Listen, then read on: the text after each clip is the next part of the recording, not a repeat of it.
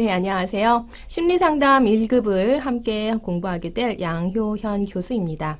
자, 우리 앞으로 24차시 동안 함께 심리상담사가 되기 위한 공부를 함께 진행을 할 텐데요. 이번 심리상담사 1급 과정에서는 다른 과정과는 다르게 실제 심리상담에서 우리가 적용할 수 있는 부분, 이론을 바탕으로 한 적용할 수 있는 부분까지 함께 공부를 할 예정입니다. 아마 조금 더 구체적이고 실제적인 활용이 가능한 학습이 되지 않을까 싶습니다. 자, 오늘은 그러면 제1차 우리 심리상담사의 가는 길, 가장 첫 번째라고 할 수 있죠. 상담자의 가치와 윤리에 대해서 함께 학습하도록 하겠습니다. 자, 제일 먼저 상담자의 가치에 대해서 함께 공부를 해 보실 텐데요. 자, 우리 상담사 하면은 여러분들 아마 한 번쯤 생각하는 이미지가 있을 것이라고 생각을 합니다. 혹시 지금 학습하고 계신 여러분들 중에서도 심리 상담사를 한 번도 뵙지 못했다거나 또는 만나보지 못했다거나 또는 과연 심리상담사는 어떤 일을 하는 사람일까에 대해서 혹시 궁금해하시는 분 있을지 모르겠습니다. 자, 아마 드라마나 영화를 통해서도 우리가 쉽게 접근할 수 있는 그런 직업군 중에 한 명이 심리상담사라고 볼 수가 있는데요. 자, 여러분들 혹시 심리상담사를 만나보신 적이 있거나 또는 실제 상담을 해보신 적이 있다라고 한다면 여러분들이 가지고 있는 심리상담에 대한 느낌은 어떻습니까? 대부분 상담자라고 하면 심리상담사라고 한다면 아마 굉장히 온화한 느낌 또는 무엇이든지 내 얘기를 들어줄 것만 같은 굉장히 부드럽고 여유 있는 모습을 생각을 하실 겁니다. 또는 많이 생각하시는 그런 이미지 중에 한 가지가 내가 하는 모든 이야기에 다 맞아요.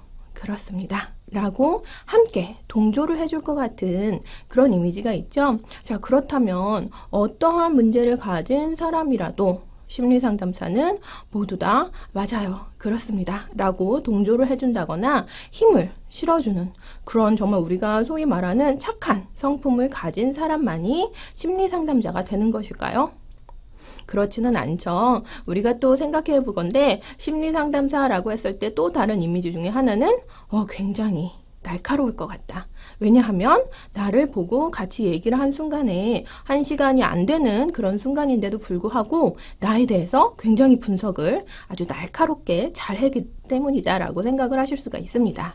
예를 들면 저도 심리상담사로서 일을 할 때 가끔씩 주위에 있는 친구들로부터 이런 얘기를 듣는 경우가 있어요. 너랑 얘기를 하다 보면은 무서워. 네가 나를 어디까지 내 속을 꿰뚫고 있는지 너무 무섭거든. 이렇게 얘기를 하시는 분들도 계십니다. 그런데 사실은 그거는 사실이 아니에요. 왜냐하면 자칫 여러분들 중에서 오해하시는 내용 중에 하나가 심리상담사는 아마 내 마음속을 모두 알 거야 라고 생각을 하는 경우가 있는 거죠. 예를 들면 독심술처럼 내가 아무런 말을 하지 않고 있어도 분명히 상담사니까 저 사람은 나를 꿰뚫어 볼 거야 라고 생각을 하는 경우가 있습니다. 그런데 사실 심리상담을 우리가 공부를 한다고 해서 결코 다른 사람의 마음까지 꿰뚫어 볼 수는 없죠. 우리 속담에서도 있지만 물속에 어떤 일이 있는지는 알아도 사람 마음속에 있는지는 전혀 알 수 없다라고 얘기를 하듯이 사람 마음은 우리 깊은 물속에 있는 것보다 훨씬 더 알기 어려운 법입니다. 그렇다면 심리상담사는 어떻게 다른 사람들의 마음 또는 속마음이 무엇인지를 알 수 있을까요? 바로 심리상담사는 상대방의 이야기를 잘 듣고 경청하는 부분이 있기 때문이다. 그리고 그 사람이 하는 이야기를 들으면서 과연 그 사람에게 가장 큰 문제, 지금 정말 그 사람이 마음 깊숙한 곳에서 고민하고 있는 게 무엇일까에 대해서 훨씬 더 적극적으로 알려고 하는 노력이 있기 때문입니다.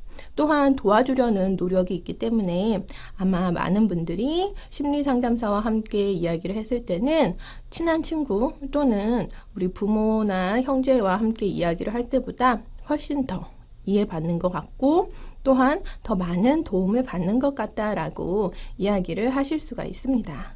자, 그렇다면 우리 이번 시간에는요, 그러한 상담자가 되기 위해서 가장 첫 번째로 해야 하는 여러 가지 중에서 상담자의 가치와 그리고 윤리관에 대해서 먼저 배워보도록 하겠습니다. 우리가 훌륭한 상담자가 되기 위해서는 물론 상담에 적용할 수 있는 다양한 이론을 잘 익히는 것이 중요하고요. 그리고 또 아울러서 각각의 이론에 맞는 기술들을 몸에 익힐 수 있도록 계속해서 연습하는 것 역시 굉장히 중요합니다. 그런데 이러한 이론들과 이러한 기술들을 익히기 전에 여러분들이 내가 어떤 상담사가 되어야겠다라는 가치관과 윤리가 제대로 정립되지 않는다면 분명 상담을 하시는 동안에도 혼돈이 오게 되거나 또는 스스로가 하는 일에 대해서 굉장히 더 어려움을 느끼실 거라고 생각이 됩니다. 여러분들 아마 상담 이론에 대해서는 한 번쯤은 들어보셨을 거예요. 대부분의 그런 이론가들 우리 다음 시간부터 함께 공부를 할 예정이긴 합니다만 예를 들면 혹시 여러분들 중에서 프로이드라고 들어보셨을 겁니다. 또는 에릭슨에 대해서도 들어보셨을 것이고요. 또는 융이라는 학자도 많이 들어보셨을 겁니다. 자, 각각의 학자들은요. 그 사람들 나름의 가치관에 따라서 상담사로서의 가치관을 정립을 했고요. 그리고 또한 그런 가치관에 따라서 이론을 만들었습니다. 정신분석 이론이라든지 인간중심 이론이라든지 또는 게슈탈트 이론 등 각각의 이론들은 그런 이론들을 만든 학자들의 가치관에 의해서 만들어진 것이거든요. 따라서 나는 예를 들어서 정신분석학이라는 그 이론이 굉장히 마음에 들어요. 또는 행동주의라는 이론이 정말 재밌어요. 그런데 그 이론에 대해서 재미있다, 마음에 든다라고 해서 그 이론을 공부를 하고 기술을 열심히 습득을 했습니다. 그리고 나서 실제 현장에서 그 이론에 대해서 나온 기술들을 계속해서 활용을 하고 있어요. 1년, 2년 지나고 여러분들이 어느 정도 몸에 이제 익숙해지고 점점 그 이론에 대해서 잘 활용을 하게 되었을 쯤 되면은 아마 본인 스스로가 가지고 있는 상담사로서의 가치관 또는 인간으로서의 가치관과 그 여러분들이 선택한 이론이 잘 맞아떨어진다면 더할 나위 없겠지만 혹시 맞지 않게 되는 경우가 있습니다. 이론을 계속 수행을 하면서도 이론에 따른 그런 기술들을 계속 사용을 하면서도 내가 생각했을 때는 내담자한테 이렇게 하는 것보다는 우리 클라이언트한테 이렇게 하는 것보다는 또 다른 방법으로 도움을 주면 좋을 것 같은데 내가 생각했을 때는 이게 정말 도움이 되는 길일까 싶네 라는 의문들이 하나 둘씩 생기기 시작한다면 그건 여러분들이 실제 인간으로서 상담자가 되기 이전에 여러분 인간으로서 가지는 가치관과 여러분이 지금 하고 있는, 시행하고 있는 이론이 맞지 않기 때문일 수도 있다라고 생각할 수가 있습니다. 물론 가끔 우리 상담사 같은 경우에는 특히 더 중요한 것 중에 하나가 번아웃이라고 하죠. 소진이 되는 경우가 있습니다. 다른 사람들의 이야기를 집중해서 계속 들어주다 보면 상담사 역시 굉장히 탈진하게 되는 상태가 되거든요. 그런 부분에서 나오는 소진이 아니라 단지 가치관과 또 내가 하고자 하는 상담의 이론, 상담의 방향과의 그 방향이 서로가 맞지가 않게 된다면 거기에서 나오는 소진이 훨씬 더 클 것이라고 생각을 합니다. 자, 그렇다면 우리가 다음 시간부터 이어질 상담에 대한 구체적인 이론들을 공부하기 이전에 가장 먼저 나는 어떤 상담사가 될 것인지에 대한 나의 상담자로서의 가치관 그리고 상담자는 어떠한 부분을 지켜야 하는가에 따른 그런 윤리관에 대해서 함께 공부를 하는 것이 필요합니다. 자, 그러면 우리 앞에서 왜 우리가 가치관과 윤리관을 상담 이론을 공부하기 전에 확실히 배워둬야 하는가, 알아둬야 하는가에 대해서 조금 길게 얘기를 드렸죠. 우리 그러면 구체적으로 나의 가치관 또는 어떤 상담자가 올바른 상담사인지에 대해서 살펴보도록 하겠습니다. 자, 먼저 상담자의 가치관이 있는데요. 상담자의 자기 탐색에서 가치관이나 신념도 탐색 을 하는 것이 가장 중요하다라고 볼 수가 있습니다. 다시 말하면 자, 우리 오늘 수업하기 전에 여러분들 아마 심리상담사가 되기 위해서 이 과정을 들으면서도 아마 대부분은 그런 궁금함 어떤 심리상담사가 된다면 어떤 것을 공부하게 될까? 또는 심리상담 알면 왠지 생활에 도움이 될 것 같아 라고 해서 궁금함이나 호기심으로 아마 신청을 해서 들어보시는 분도 계실 것 같고요. 또는 정말 구체적으로 심리상담사가 전문적인 심리상담사가 되고 싶어서 아마 강의를 수강하시는 분도 계실 것 같습니다. 그 처음에 이 강의를 수강하게 되는 계기가 무엇이든 간에 여러분들은 그 전에는 내 스스로가 상담을 관심이 있는 사람인지 상담을 할 만한 사람인지에 대해서 먼저 생각을 하실 거라고 생각이 됩니다. 자기 탐색의 핵심은 상담자의 가치관이 상담에 미치는 영향이라고 볼 수가 있는데요. 상담은 내담자가 올바로 느끼고 행동하도록 설교하거나 교육하는 것이 아닙니다.